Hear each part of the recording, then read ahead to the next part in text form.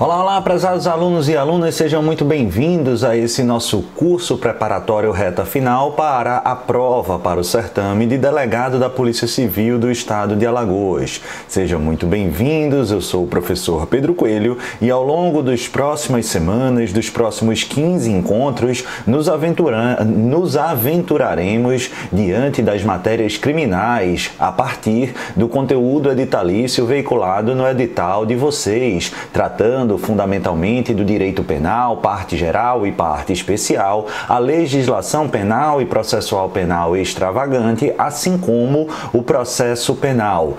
O intento, Pedro, é anteciparmos e analisarmos todo o conteúdo editalício? Absolutamente não. Se eu tivesse prometendo isso em apenas 15 aulas, eu estaria absolutamente enganando vocês, e vocês que me conhecem e que estão na iminência de me conhecer vão saber desde já que eu não engano aluno. Agora, se eu puder dizer qual é o meu propósito, é fundamentalmente, inclusive conhecendo e sendo um especialista, por assim dizer, em concurso público, em concurso da área jurídica e nos últimos 3 anos muito especializado em provas de delegado de polícia e ainda mais num recorte da banca de predileção e de maior expertise de minha parte, que é o CESP-SEBRASP, eu tenho sim confiança, eu tenho sim absoluta segurança de que anteciparemos não uma, não duas, nem 3, mas várias das questões e dos temas que serão abordados na prova de vocês.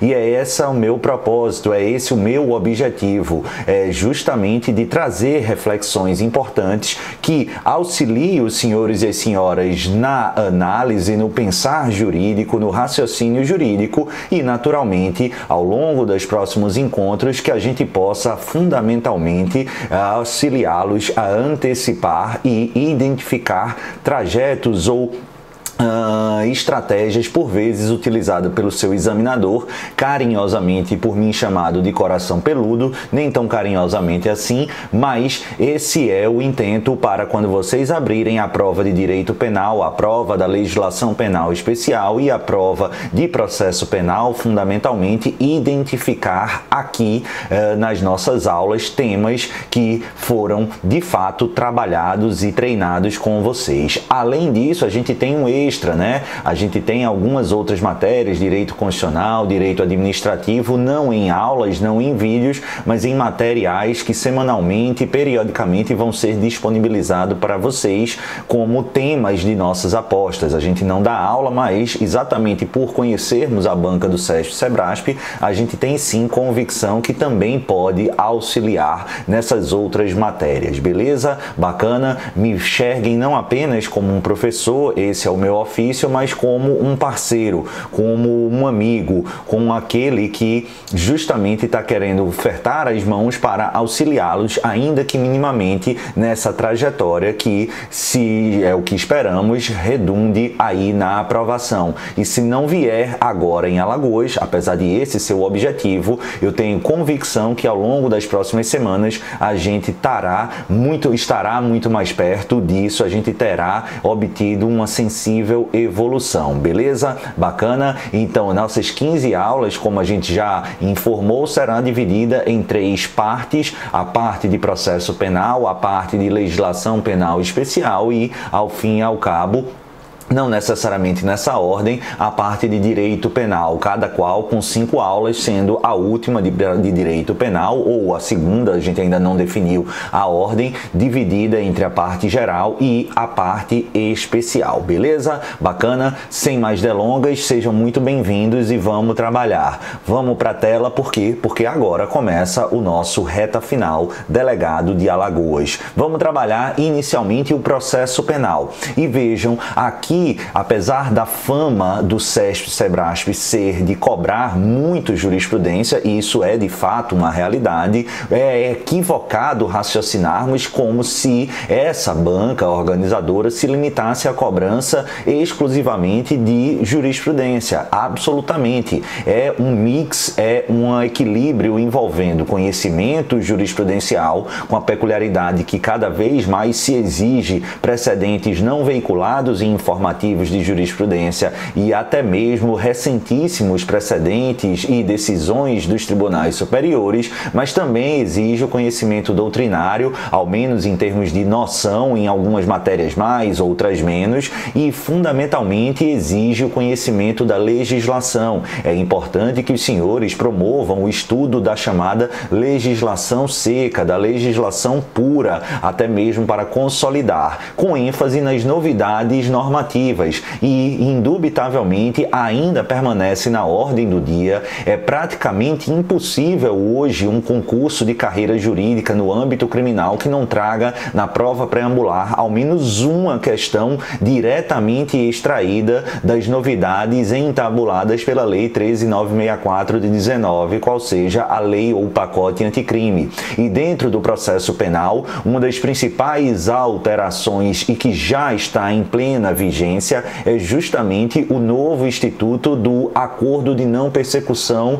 penal. E por que eu digo novo instituto? Porque é bem verdade que a resolução 181 de 2017 do Conselho Nacional do Ministério Público, posteriormente alterada pela 183, já previa essa figura. Entretanto, há questionamentos, já havia e ainda pende no Supremo questionamentos quanto à sua constitucionalidade. Afinal, para muitos, inclusive para esse que vos fala, o tema ali versado é justamente direito processual, processual penal. E à luz do artigo 22, inciso 1º da Carta Magna, temos aqui uma reserva de legitimidade para legislar, ou seja, a competência privativa para legislar sobre a matéria de direito penal e processual penal, à União, em se tratando de resolução do CNMP, não tendo status de lei ordinária federal, isso não poderia ser regulado lá. Para acabar com essa celeuma, para acabar com essa polêmica, veio justamente a Lei 13.964, inserindo no novo artigo 28A do Código de Processo Penal esse acordo de não persecução penal, que é mais um desdobramento, mais um instituto atrelado à chamada justiça negociada ou jurisdição do consenso.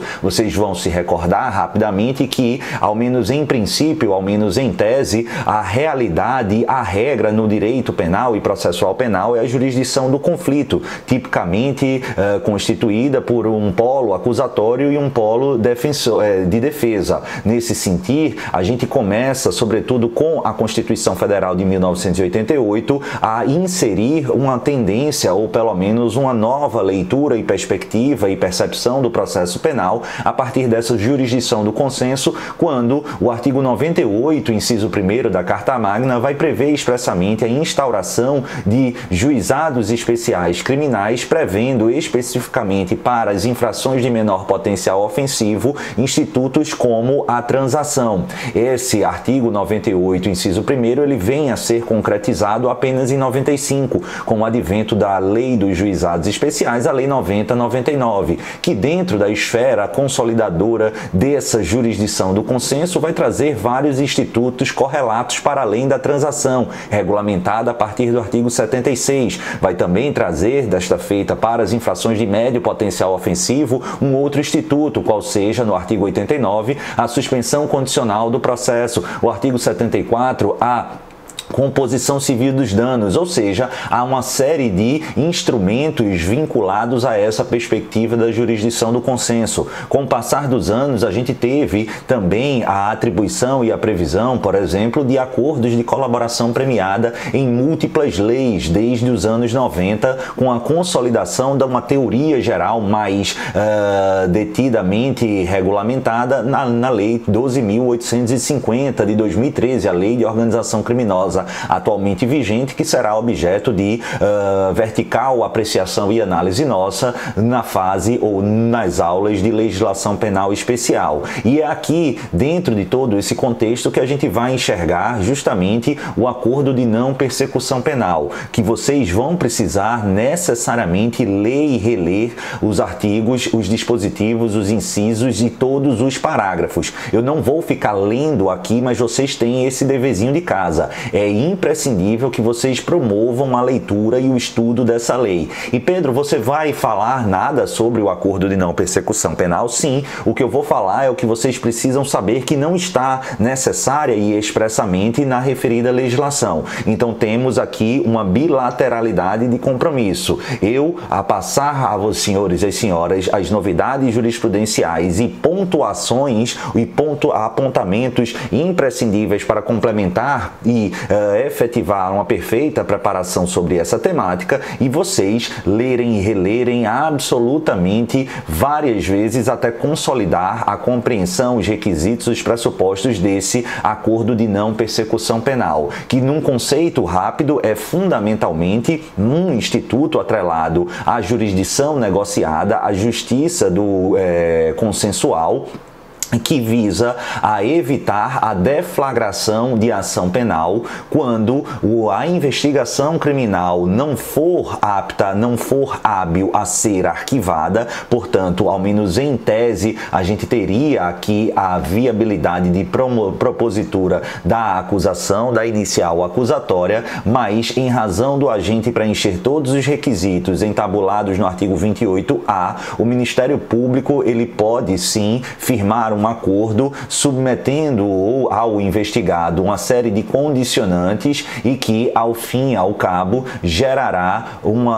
devidamente cumprido esse acordo, gerará uma situação ensejadora a arquivamento, assim não estabelecendo, não instaurando a ação penal. Perceba que aqui, com esse acordo de não persecução penal do artigo 28A, nós temos mais uma vez uma exceção ao princípio da obrigatoriedade da ação penal pública. Essa exceção, chamada pontualmente de discricionariedade regrada ou obrigatoriedade mitigada, era muito e ainda é estudada e exemplificada com a transação penal, lá do artigo 76 da Lei 90/99. Agora, uma outra exceção com o artigo 28A. Pedro, essa exceção é constitucional? Sim, por quê? Porque o princípio, isso é muito importante, da obrigatoriedade da ação penal pública não tem estatura constitucional, mas sim legal. O princípio da obrigatoriedade está rigidamente estabelecido na legislação processual penal, uma lei ordinária, e naturalmente outra lei ordinária é plenamente apta a excepcionar a regra. É mais uma vez isso que acontece aqui no artigo 28A. Beleza? Tranquilo? E aí a gente passa a estudar a natureza jurídica desse acordo de não persecução penal. Veja só, eu sempre pontuo isso bastante em aula quando eu estou dando e lecionando suspensão condicional do processo e transação penal. É impressionante como há mais de 15 anos, e eu ainda hoje vejo questões assim, e ainda hoje vários candidatos erram questões assim, sugerindo no enunciado que transação penal é um direito subjetivo do réu, é um direito subjetivo do investigado, da mesma maneira que a suspensão condicional do processo. Putz, isso não é direito subjetivo. Pedro, mas tem certeza? Isso não é direito subjetivo. Pedro, mas eu vi no livro. Eu sei que você viu no livro, mas não é direito subjetivo. Pedro, mas um professor meu muito bom falou. Tudo bem, ele pode ser maravilhoso, mas em relação a isso aqui, ele não sabe porcaria nenhuma, porque isso não é direito subjetivo. Pedro, mas na hora da prova eu acredito nele ou em você, acredite em mim. Sabe por quê? Porque eu já vi mais de 30 questões sobre isso e todas, absolutamente todas, não poderia deixar de ser, apontam que a transação penal e a suspensão condicional do processo não são direito subjetivo. E aí, em relação ao acordo de não persecução penal, a gente já viu no ano passado uma questão sugerindo que ele seria direito subjetivo. E ele é direito subjetivo não da mesma forma que transação penal, da mesma forma que suspensão condicional do processo, da mesma forma que aí sim o acordo de não persecução, nenhum deles são direito subjetivo do réu, do investigado. Pedro, e se não é direito subjetivo, o que é? É um poder-dever do Ministério Público. É exatamente isso. São situações que, para que não haja a propositura, precisa ser devidamente justificada e fundamentada. não é uma discricionariedade aleatória, mas é sim um âmbito dentro do poder-dever do MP. E a prova disso está justamente, na orientação sumulada no enunciado 696 do Supremo, relativamente à suspensão condicional do processo, mas perfeitamente aplicável à transação penal e também aqui ao acordo de não persecução penal, e um rápido exercício para que vocês jamais esqueçam e errem isso. Quando eu digo que algo é um direito, ou direito subjetivo, ou ele estabelece-se como um direito, a última palavra será do Poder Judiciário, perfeito? Porque é o Poder Judiciário que tem a iuris dictio, ou seja, a jurisdição, o poder, a atribuição, a prerrogativa de dizer o direito, leia-se, aplicar e reconhecer o direito positivado ao caso concreto. Então, se eu digo que algo é um direito de alguém e esse algo está sob litígio, quem vai dar a última palavra é o Poder Judiciário. E aí eu te pergunto, presta atenção, quem dá a última palavra em relação a acordo de não persecução penal, a transação penal e a suspensão condicional do processo? É o juiz? Se você disser que é o Poder Judiciário, eu admito, é fundamentalmente, nesse caso, um direito ou eventualmente um direito subjetivo. Mas no caso não é. É o que diz o STF, é o que diz o STJ.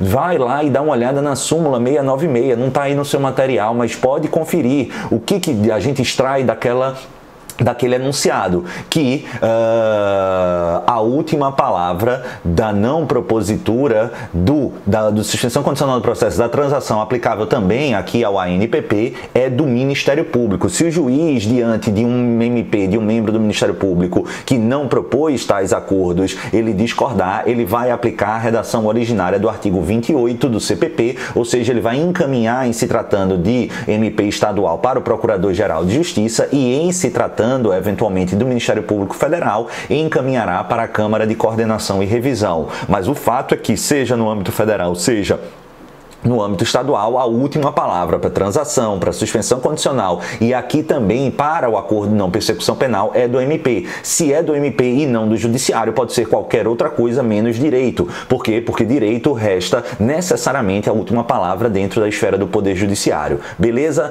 Tranquilo? Então não é um direito subjetivo, tatua isso no braço, nunca mais erra e registra como é um poder-dever. Pedro, tô quase convencido, mas você poderia eventualmente mostrar aí algum precedente, porque eu não sei, não estou muito 100% seguro, primeira aula, eu não sei se você aparentou muito seguro do que fala, mas ainda tem uma pulga atrás da orelha. Então vamos acabar com essa pulga atrás da orelha, confie em mim e vamos para o seu material, que eu tenho sim como te mostrar exatamente a correção daquilo que eu estou falando. Vai para a tela. As condições descritas em lei, diz o STF, são requisitos necessários para o oferecimento do ANPP, importante instrumento de política criminal dentro da nova realidade do sistema acusatório brasileiro. Entretanto, olha, não obriga o MP nem tampouco garante ao acusado verdadeiro direito subjetivo em realizá-lo. Simplesmente permite ao MP a opção devidamente fundamentada entre denunciar ou realizar o acordo, a partir da estratégia de política criminal adotada pela instituição.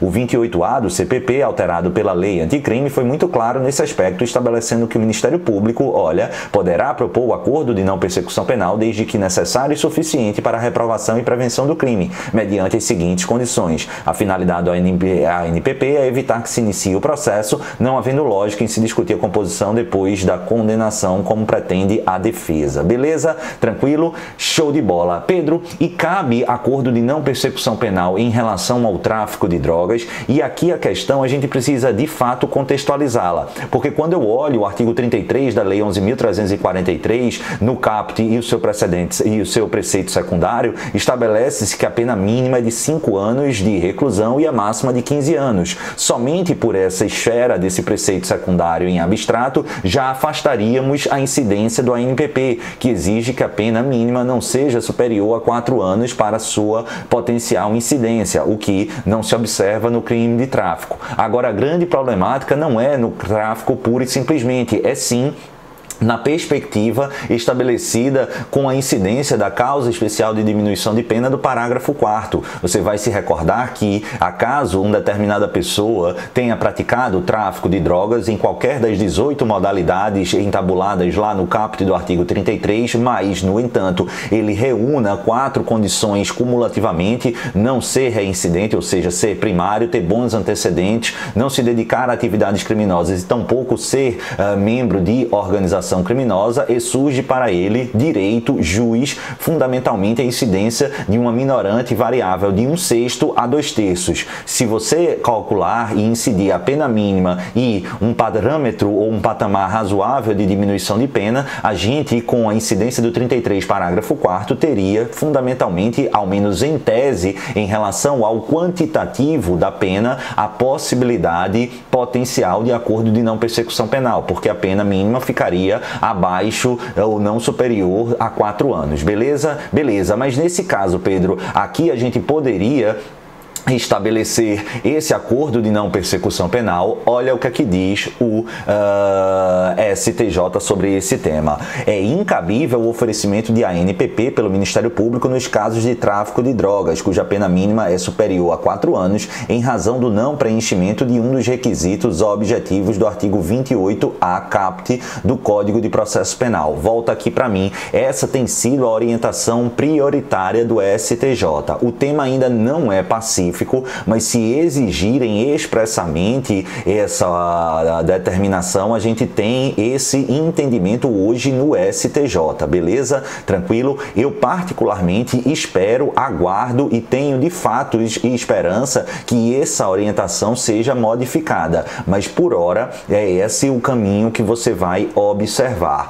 Muito provavelmente aqui, se o seu examinador se imiscuir nisso, esse vai ser o gabarito, porque também é o entendimento hoje dominante no Ministério Público, beleza? Bacana, show de bola, seja em razão do parâmetro objetivo, seja em relação aos aspectos subjetivos ou aquela ideia de ser necessário e suficiente. O MP tem por várias vezes e razões dito que, mesmo em se tratando de tráfico privilegiado ou tráfico com incidência de causa de diminuição, não seria necessário e suficiente a apresentação de acordo de não persecução penal. Agora se liga, isso também confirmando justamente a ausência de requisitos subjetivos, e como a gente já viu, a análise da necessidade e da suficiência para a propositura do ANPP a ser verificada pelo Ministério Público, claro, é justamente, sim, um fator idôneo e legitimador da sua não propositura. É nesse sentido também que aponta a jurisprudência do STJ, como a gente vê aí na tela, observação de número 3. Inexiste nulidade na recusa do oferecimento da proposta de ANPP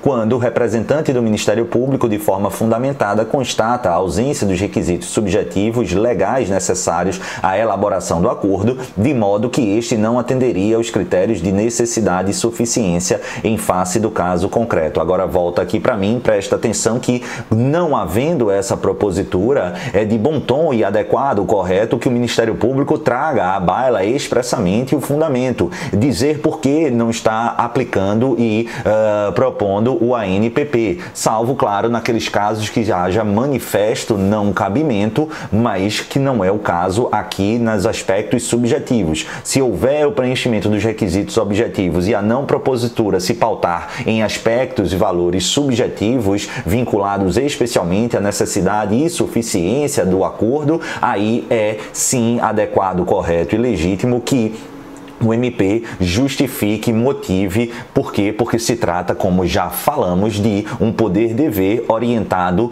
não numa absoluta discricionariedade, mas numa orientação que sim exige sua motivação e fundamentação. Beleza? Tranquilo? E aí, vamos imaginar que o MP entenda não ser caso de acordo de não persecução penal. É de bom tom, como nós falamos, salvo as manifestas situações de inviabilidade, de inaplicabilidade, que que ele justifique, que ele motive. Isso é um fato. Mas a dúvida que se põe, e lindo que o seu examinador pergunte, é se quando o MP, meu Deus do céu, como isso aqui vai ter gente errando à torto e à direita, mais do que a chuva que está caindo hoje aqui, que é muita, está chovendo cântaros, vai chover cântaros, justamente gente errando isso na nossa provinha de Alagoas, com seu examinador do SESC Sebrasp trazendo a seguinte assertiva: em entendendo não se tratar de cabimento do acordo de não persecução penal, não se exige que o Ministério Público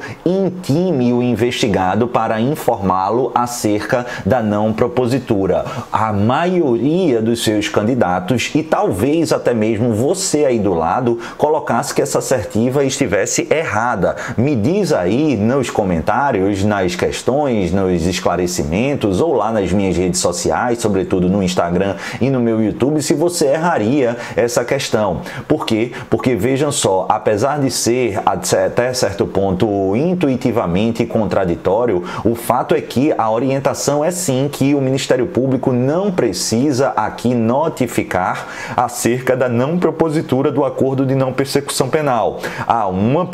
Porque isso não está previsto no âmbito da legislação, e a outra porque a jurisprudência se notabilizou até o presente momento nesse sentido. Quer confirmar? Dá uma olhadinha aí nesse precedente do STJ recentíssimo do finalzinho de 2021. Vai para a tela. Na legislação vigente não existe a obrigatoriedade de o Ministério Público notificar o investigado em caso de recusa em se propor o acordo de não persecução. STJ, quinta turma, o agravo regimental no RESP 1.948.350 do Rio Grande do Sul. Beleza? Tranquilo? Acabamos? Não, eu ainda não findei a análise do ANPP. Vamos embora tratar sobre outro tema lindo, sedutor, gostosinho, tchuc-tchuc para cair na sua prova. Pedro, tantos adjetivos, esse negócio deve ser importante. Sim, é mais importante do que quase tudo. Aqui reside uma das minhas principais apostas para o seu examinador do SESC Sebrasp cobrar na prova de delegado da Polícia Civil de Alagoas. Quando ele trouxer isso e você acertar, pode fechar os olhos, nem que seja por 10 segundos apenas, e pense dando um beijo na minha bochecha, sem saliência. Você, rapaz, de preferência na minha cabeça, e você, moça, tudo bem, tá liberado na minha bochecha. Brincadeiras à parte, eu quero saber se vocês têm segurança, se eu te questionar, olha, diante de uma manifesta situação, o juiz pode obrigar o MP a ofertar acordo de não persecução penal, e aí você tende, meu Deus, uma manifesta, será? Aí eu te pergunto, o ANPP é um direito subjetivo do réu? É um direito subjetivo do investigado? E a resposta é não. Eu passei um tempão, logo a primeira dica foi falando disso. Então a última palavra da aplicação do ANPP reside no judiciário ou no MP. Não é no judiciário, é no MP. Então por que raios você pode imaginar que o judiciário poderia determinar que o MP apresentasse acordo de não persecução? A resposta é negativa. Não é direito subjetivo e o Poder Judiciário nem pode propor diretamente a ANPP e tampouco pode determinar que assim o faça o Ministério Público. Ratificando essa posição, a jurisprudência consolidada no STF e no STJ. Confirma e dá uma olhada aí na tela, vai para lá. O Poder Judiciário não pode impor ao Ministério Público a obrigação de ofertar acordo de não persecução. Não cabe ao Judiciário, que não detém atribuição para participar de negociações na seara investigatória, impor ao MP a celebração de acordo. Olha, não se tratando de hipótese de manifesta inadmissibilidade, é a defesa que pode requerer o reexame de sua negativa nos termos do parágrafo 14 do 28A, que daqui a pouco a gente fala, não sendo legítimo, via de regra, que o judiciário controle o ato de recusa quanto ao mérito, a fim de impedir a remessa ao órgão superior do MP. Isso porque a redação do 28A, parágrafo 4º, determina a iniciativa da defesa para requerer a sua aplicação. Vem aqui para mim,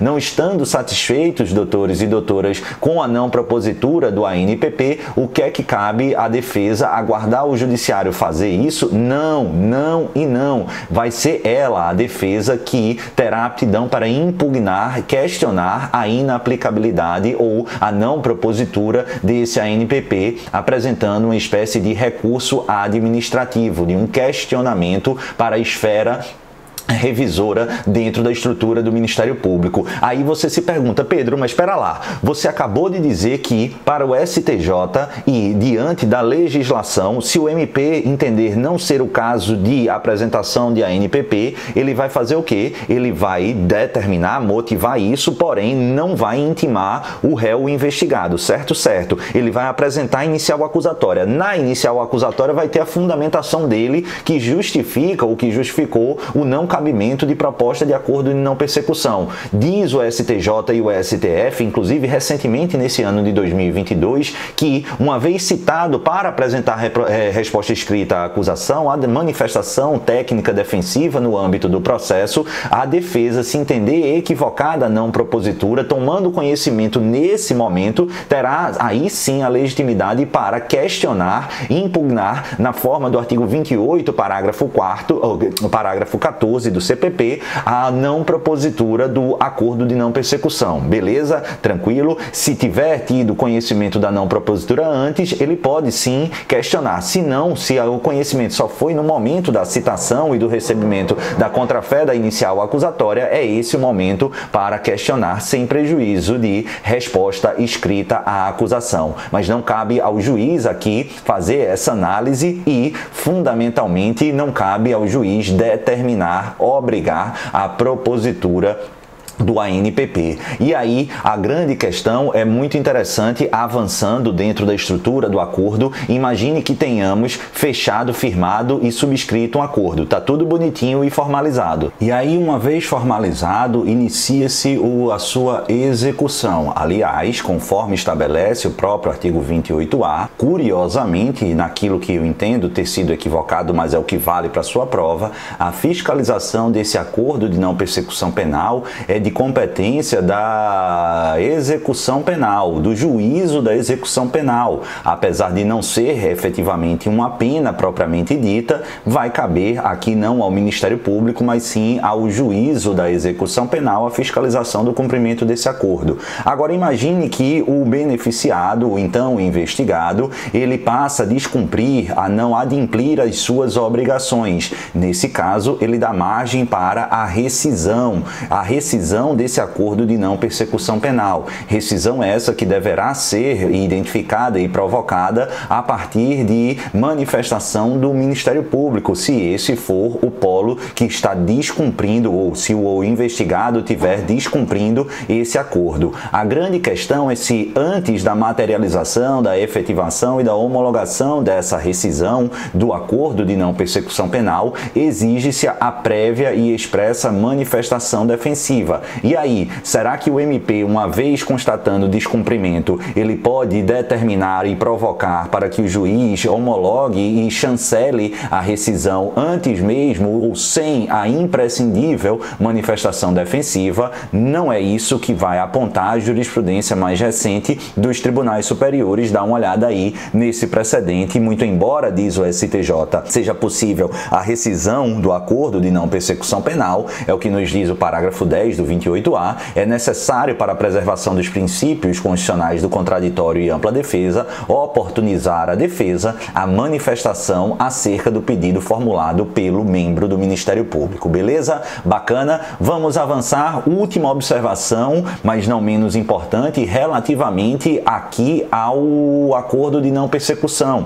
Eu já pincelei sobre isso, mas eu vou falar sobre eventual pedido de remessa às instâncias superiores do Ministério Público. O juiz pode indeferir ou não. A gente viu, doutores e doutoras, justamente que se o MP não propõe o acordo de não persecução penal, ele vai fundamentar essa sua opção, seja a partir dos requisitos objetivos ou subjetivos, mormente quanto a esses vinculados à necessidade e à suficiência do referido acordo. E aí, diante disso, tomada a ciência, o réu, o imputado, o investigado, ele pode, através de sua defesa, defesa impugnar e solicitar que esse tema, ou essa negativa, essa não propositura seja revista pela instância revisora dentro do respectivo Ministério Público. E nesse sentido, o que é que acontece? Esse pedido, doutores e doutoras, a ser feito na forma do parágrafo 14 do 28A, pode ou não ser indeferido pelo magistrado. Dá uma olhadinha aí no que aponta a jurisprudência tanto do STJ como do STF, vai para a tela. Embora seja assegurado o pedido de revisão por parte da defesa do investigado da recusa do MP em oferecer acordo de não persecução, impende frisar que o juízo de primeiro grau analisará as razões invocadas considerando a legislação em vigor atualmente e poderá fundamentadamente negar o envio dos autos à instância revisora. Olha, é só nessa hipótese, tá? Em caso de manifesta inadmissibilidade do MP, por não estarem presentes, por exemplo, seus requisitos objetivos, pois o simples requerimento do acusado não impõe a remessa automática do processo. Isso é muito importante, pessoal. Por quê? Porque a tendência é intuitivamente você dizer que não cabe ao magistrado fazer esse controle. Realmente não faz sentido que o judiciário faça esse controle de mérito, mas já há uma ressalva expressamente e reiteradamente agasalhada no âmbito dos tribunais superiores, no caso, portanto, de manifesta inviabilidade. É o caso, já para utilizar o exemplo por mim mencionado já na aula de hoje, que o agente seja acusado pelo crime do artigo 33 caput da Lei de Drogas, da Lei 11.343. Perceba, eu não estou nem falando do 33 parágrafo 4º, que em relação a esse, como ainda não há jurisprudência consolidada e nem mesmo entendimento consolidado no âmbito dos tribunais ou dos ministérios públicos, absolutamente vinculante, o que é que a gente vai ter? A gente tem, ao menos em tese, essa possibilidade. Se o MP nega e a parte vai impugnar pedindo a revisão com base justamente na adequação do parâmetro objetivo da pena mínima dentro ou não superior a 4 anos, em razão aqui da incidência do parágrafo 4º, aqui é legítimo afastar a possibilidade do magistrado negar que seja processada essa revisão. Agora, se a imputação se voltar para a prática do crime de tráfico de drogas na forma do caput, a pena mínima ali é de 5 anos, ou seja, é manifesto que não se adequa ali ao requisito objetivo do caput da lei e do artigo 28A do Código de Processo Penal. Nesse sentido, a simples e eventual requerimento de remessa à instância revisora do Ministério Público não dá direito a essa automática remessa. Aqui o magistrado, inclusive, não apenas pode, como deve indeferir face à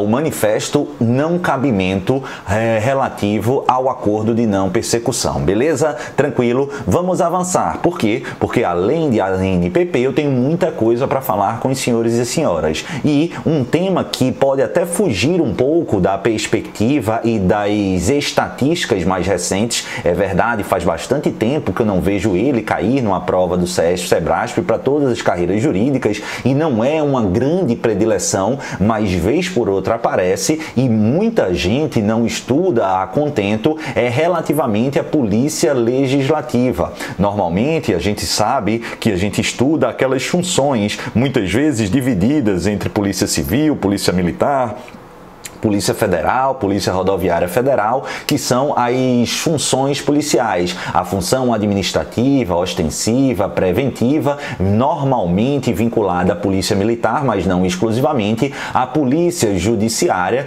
que é por alguns tratada como sinônimo de polícia investigativa, mas na dicção da corrente mais moderna e a nosso sentir mais correta, capitaneada pelo professor Denilson Feitosa, é diferente da polícia investigativa. Nessa linha, a polícia judiciária seria aquela que confere supedâneo apoio policial para o cumprimento de determinações e atos atribuídos ou vinculados ao processo determinados pelo Poder Judiciário, pela autoridade judiciária. E, por fim, a função de polícia investigativa. Essa aqui vinculada em especial à Polícia Federal, à Polícia Civil, à Polícia Militar também, pontualmente, por exemplo, nos casos de crime militar, aí a Polícia Militar Militar vai instaurar inquérito policial militar, mas é propriamente a atuação posterior à prática da infração penal, com caráter repressivo e investigatório. Nessa linha dessa tripartição conceitual das funções é justamente a corrente adotada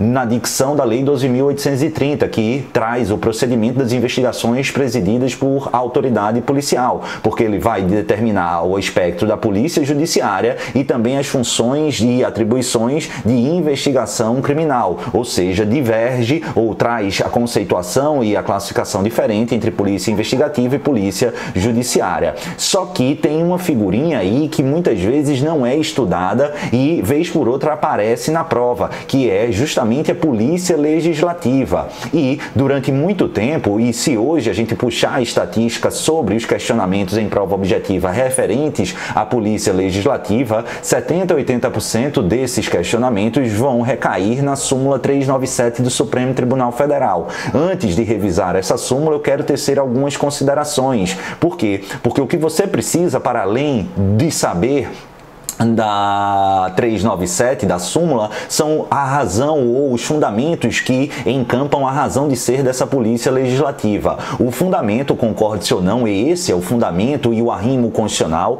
é que em razão da necessidade e da previsão do artigo 2º da Constituição, da harmonização e do equilíbrio da tripartição de poderes, executivo, legislativo e judiciário, é necessário um cuidado especial para evitar ou harmonizar eventuais intervenções policiais e investigativas vinculadas ao poder executivo dentro da esfera do poder legislativo. É por isso que a Constituição, tanto para a Câmara dos Deputados como também para o Senado Federal, respectivamente nos artigos 51 e 52, inciso 4º do 51 e inciso 13 do 52, para a Câmara e para o Senado, tem a previsão de disposição e organização do funcionamento, inclusive, da polícia. É essa polícia legislativa. Pedro, mas essa polícia legislativa, ela tem função preventiva ou investigativa? Ambas, se vocês já tiverem a oportunidade ou eventualmente tenham a oportunidade de comparecer, até para conhecer, né, o nosso Congresso Nacional, a Câmara, o Senado, ou até mesmo vendo reportagens, tem uns rapazes lá, bem apessoados, às vezes com cara de mal e tudo mais, de terno e com identificação.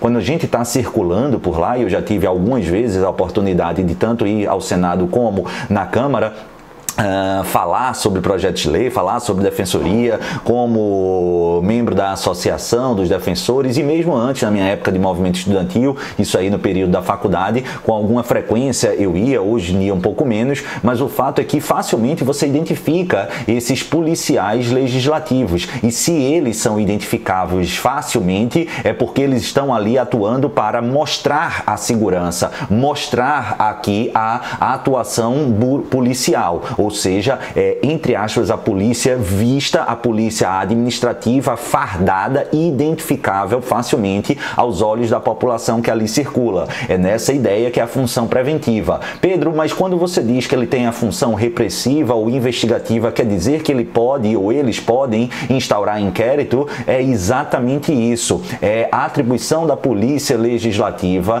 a lavrar auto de prisão em flagrante e instaurar inquérito de investigação referentes a atos, a infrações penais praticadas dentro do perímetro geográfico do Congresso Nacional. E isso é muito importante. As assembleias legislativas também podem trazer essa previsão e ter a sua polícia pelo mesmo fator, pela mesma razão. Nem todas as assembleias têm, mas é possível à luz da simetria constitucional. Mas o que eu quero destacar é qual é o fundamento. É justamente o equilíbrio e harmonização dos poderes, para evitar um excessivo e desproporcional atuação ou intervenção do poder executivo a partir do braço policial dentro da estrutura do do Senado Federal, da Câmara dos Deputados, enfim, do Poder Legislativo. É essa a razão, tem estatura constitucional, como eu disse, respectivamente no artigo 51 e 52, incisos 4º do 51 e 13 do 52, e é tranquilamente aceita e orientada. O último ponto, e é aqui que eu fecho praticamente 100% dos questionamentos que podem ser feitos em sua prova, e por que eu digo praticamente? Porque, eventualmente, alguns editais, eles trazem a previsão do regimento interno do Senado, da Câmara, das respectivas assembleias, o que não é o caso de vocês em Alagoas,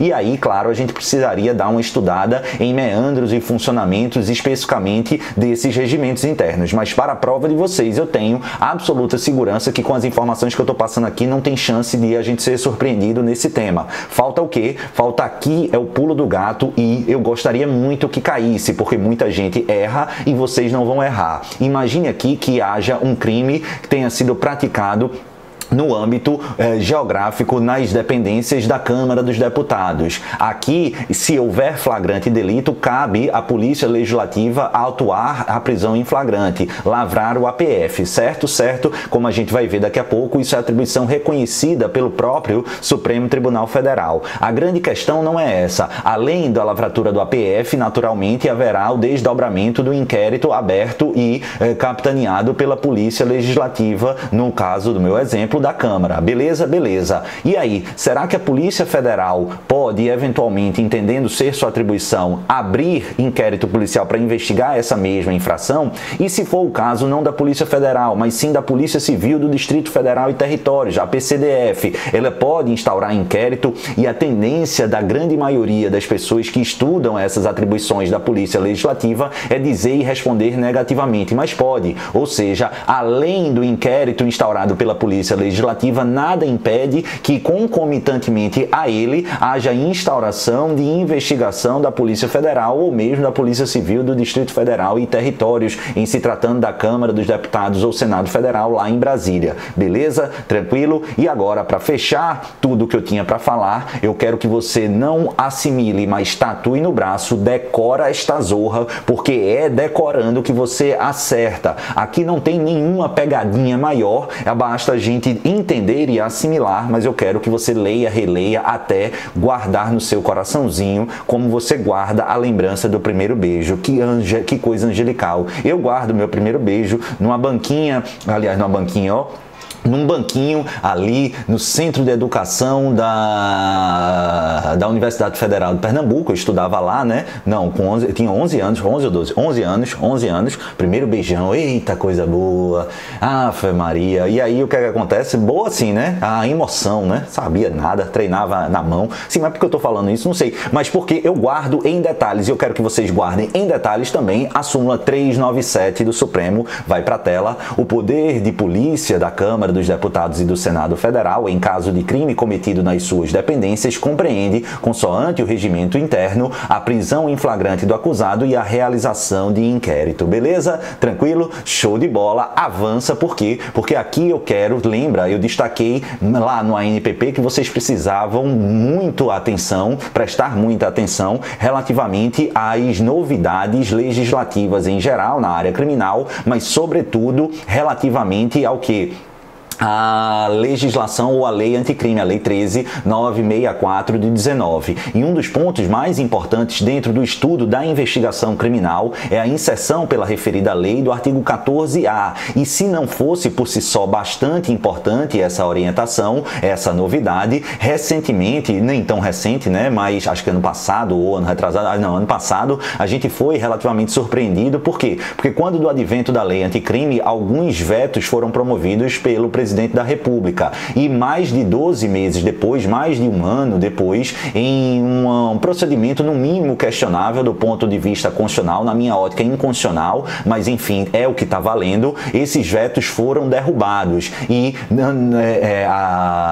trechos de leis antes não constantes nos materiais e nos próprios vademecums passaram a estar vigente. E aí eu quero que vocês atentem para esses dispositivos aqueles que ressurgiram após a derrubada dos vetos, porque é neles que reside a minha ou as minhas maiores esperanças e apostas para as provas de 2022. Nesse sentido, vamos rapidamente revisar, vou aqui acelerar e fazer os apontamentos rápidos que eu entendo pertinente, mas quero que vocês estudem e leiam e releiam não apenas o artigo 28A, como também o artigo 14A. E aqui, doutores, eu quero que vocês façam aquele estudo chato mesmo. Eu sei que cansa, mas eu tenho muita convicção de que tanto no 28A como no 14A, a chance maior é de ser perguntado ainda hoje literalidade da lei. Em relação ao NPP, se o examinador quiser avançar, ele vai perguntar algo que eu já trabalhei nas 7 observações anteriormente feitas. Aqui o 14A,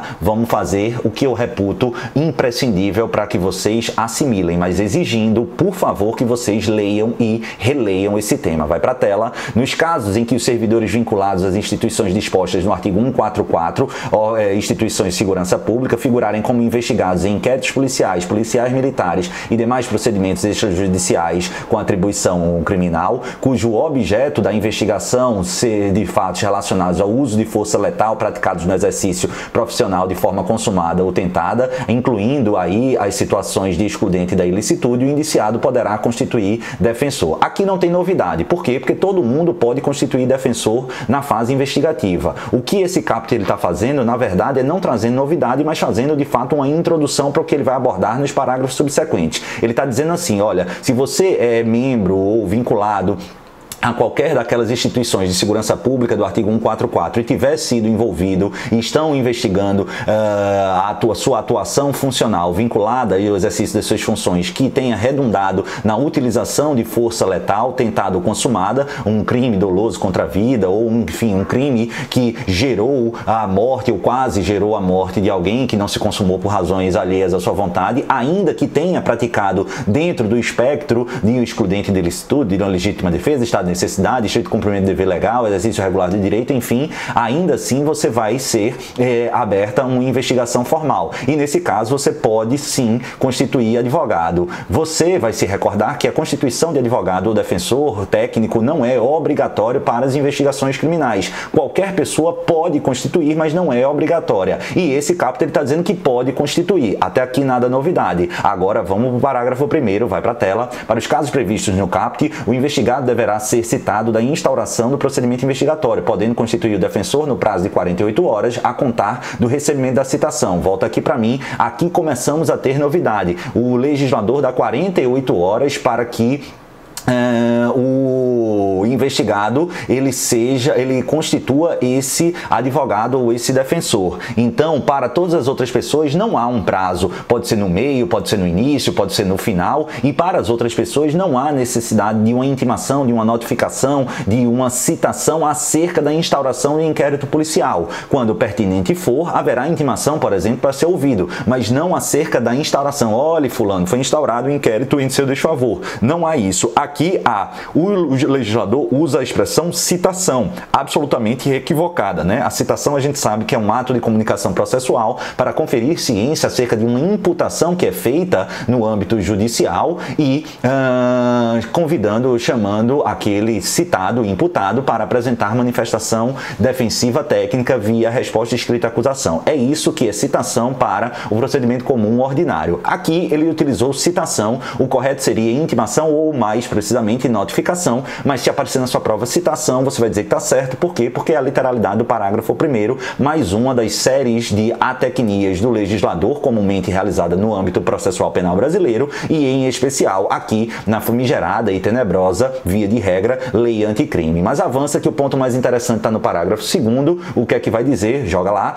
Esgotado o prazo de 48 horas, com a ausência de nomeação do defensor pelo investigado, a autoridade responsável pela investigação deverá intimar a instituição a que estava vinculada ao investigado à época da ocorrência dos fatos, para que essa, no prazo de 48 horas, indique defensor para a representação do investigado. Então, volta aqui para mim. O cara é notificado, citado, para em 48 horas constituir advogado ou defensor. Não o fazendo, a autoridade que preside a investigação vai intimar a instituição a que ele era vinculado ou ainda é vinculado na ocasião dos fatos analisados e investigados para que ela, a instituição, designe defensor. Como eu disse lá no início, em regra, a investigação criminal e inquérito policial não exige constituição e acompanhamento de advogado, de defensor técnico. É apenas uma faculdade, uma possibilidade. Mas aqui, no artigo 14A, a gente passa a ter exceção. Defensor técnico vai ser obrigatoriamente presente e acompanhar os feitos investigatórios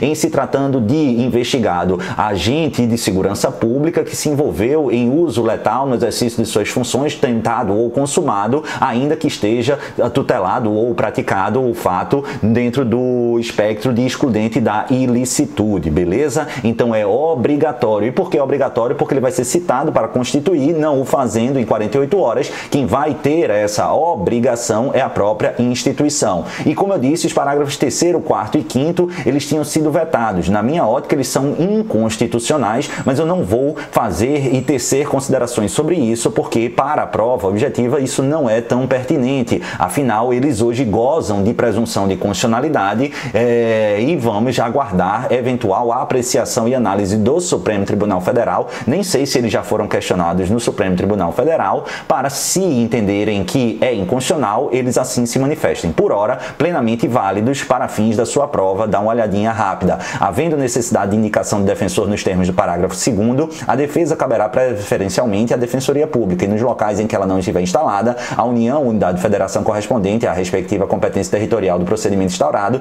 deverá disponibilizar profissional para acompanhamento e realização de atos relacionados à defesa administrativa do investigado. Aqui pode ser a constituição de um advogado dativo em uma eventual parceria ou convênio com a Ordem dos Advogados do Brasil, ou mesmo, a depender da estruturação interna e do acerto interno, a própria Procuradoria-Geral do Estado, se for no âmbito estadual, beleza? Tranquilo? Avança parágrafo 4º, indicação do profissional que se refere ao parágrafo 3º deste artigo deverá ser precedida de manifestação que não existe defensor público lotado na área territorial onde tramita inquérito e com atribuição para nele atuar, hipótese em que poderá ser indicado profissional que não integre os quadros da administração. Parágrafo 5º, na hipótese de não atuação da Defensoria Pública, os custos com o patrocínio dos interesses dos investigados nos procedimentos de que trata este artigo ocorrerão por conta do orçamento próprio da instituição a que este esteja vinculado à época da ocorrência dos fatos investigados. E, por fim, parágrafo 6º, as disposições constantes deste artigo se aplicam também aos servidores militares vinculados às instituições do artigo 142,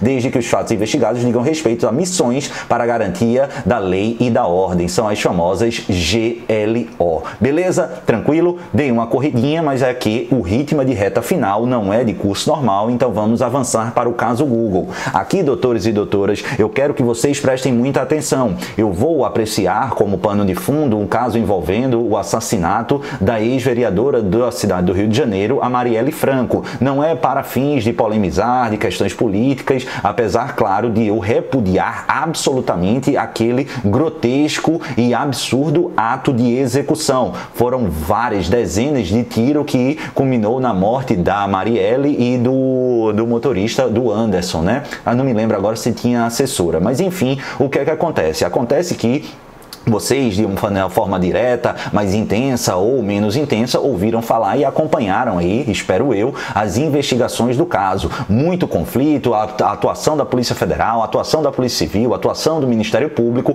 uma grande confusão, desconfiança para cá, desconfiança para lá, mas enfim, quando a investigação deu uma engrenada, uma das diligências investigativas foi justamente a polícia buscar junto ao Google a identificação de pessoas que transitaram em determinada área. Por quê? Porque a Marielle, antes de ser executada, assassinada, ela saiu, ela estava num evento, dando uma palestra, acho que Casa das Pretas, eu acho que era assim, Casa das Pretas, o Casa das Negras, uma coisa dessa, e aí fez um deslocamento X. E como essa agenda já tinha sido divulgada há algum tempo, qual foi a estratégia da polícia? Óbvio, eles tinham aqueles seus suspeitos, e aí, diante da possibilidade de via Waze, via Google Maps, via outros aplicativos normalmente utilizados pelas pessoas e controlados, vinculados a Google ou ao Google, o que é que eles pediram? Pediram justamente o acesso a todas as pessoas que num espaço temporal ali de 1 ou 2 semanas tinham transitado naquela região. E qual era o intento disso? Verificar diante de todas as pessoas que procuraram, que transitaram naquelas áreas, passíveis totalmente de identificação através desses aplicativos vinculados ao Google, justamente começar a pensar e opa, esse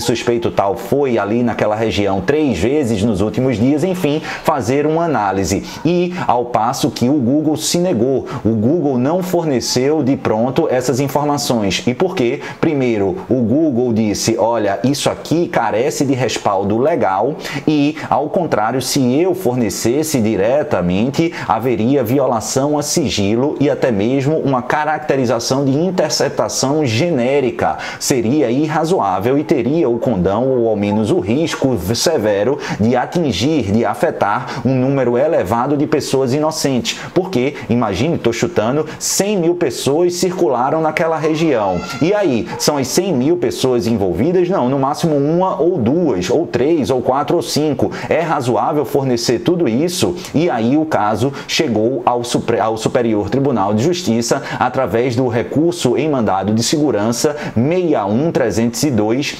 do Rio de Janeiro. E olha o que o STJ afirmou, vai para a tela. A quebra de sigilo de dados armazenados não obriga a autoridade judiciária a indicar previamente as pessoas que estão sendo investigadas, até porque o objetivo principal dessa medida é justamente de proporcionar a identificação do usuário do serviço ou do terminal utilizado. Logo, a ordem judicial para a quebra de sigilo dos registros, delimitada por parâmetros de pesquisa em determinada região e por período de tempo, não se mostra medida desproporcional, porquanto, tendo como norte a apuração de gravíssimos crimes, não impõe risco desmedido à privacidade e à intimidade dos usuários possivelmente atingidos por tal diligência. Acertou, na minha ótica, o STJ.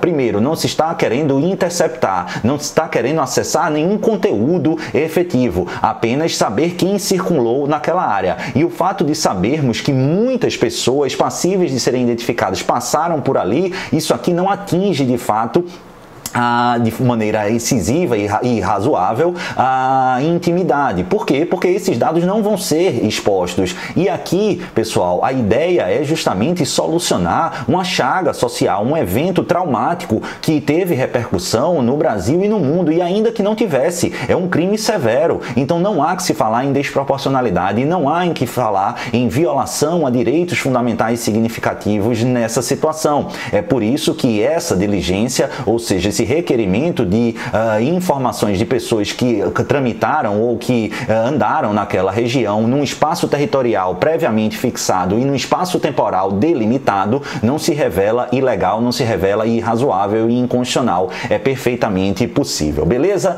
Tranquilo? Pessoal, a gente não conseguiu e já era esperado concluir o material, eu trouxe mais para vocês, mas a gente vai concluir no nosso segundo encontro. Ainda temos muita coisa para falar sobre processo penal e sobre as outras matérias. Eu espero que vocês tenham gostado. Um beijo no coração de todos, fiquem com o Papai do Céu e até o próximo encontro. Valeu, pessoal. Tchau!